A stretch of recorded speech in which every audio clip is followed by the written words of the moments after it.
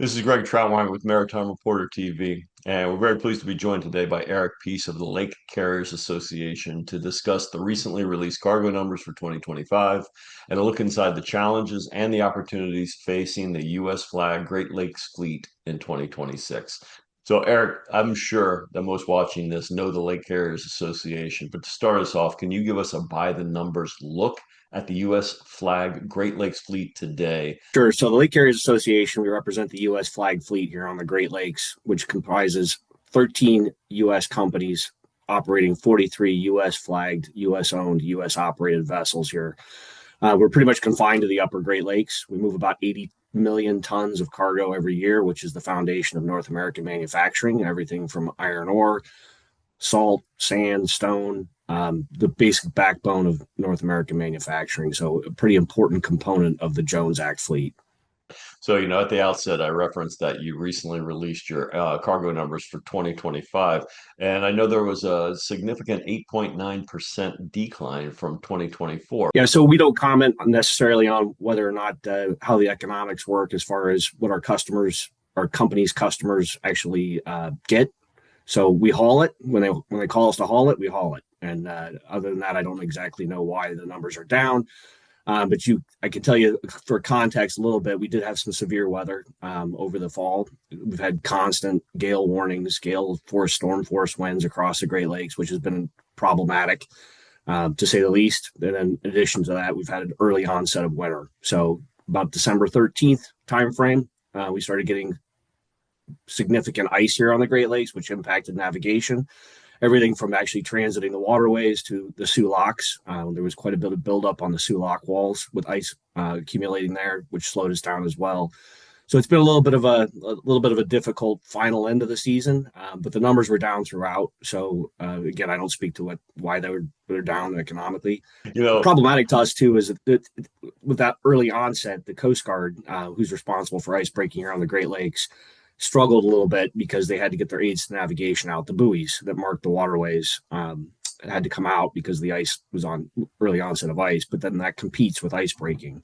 So it made for a very difficult situation early on, not having the availability of the icebreakers because they were working aids to navigation. So it's a competing mission, which we're working with the Coast Guard to see what we can do to get them resourced adequately.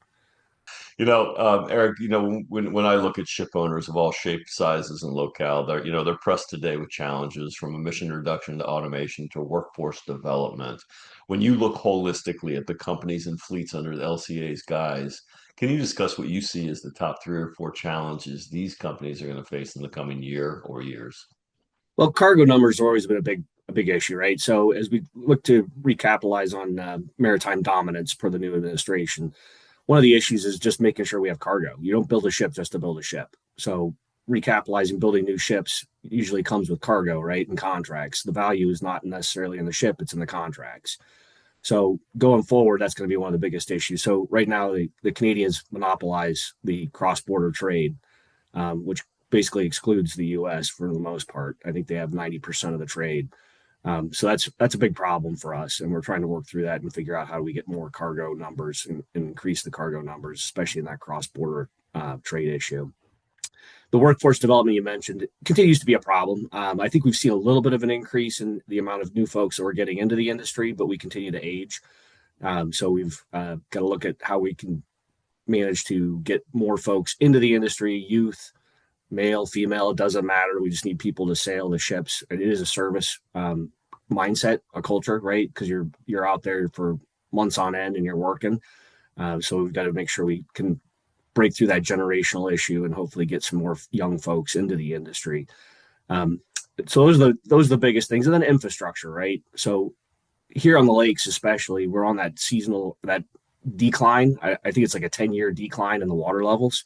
So we're going to continue to see the water levels drop. We had historic highs at one point, and now we're kind of in the lull of going down as far as water levels go.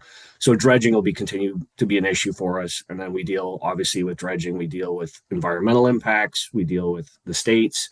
So we've got the 8 Great Lakes states, and then we've got the provinces of the Canadians. So we're trying to manage all that at the same time of getting the dredging done here on the lake so it's comprehensive and we can actually get the cargoes to the dock, especially with the lower water levels coming in.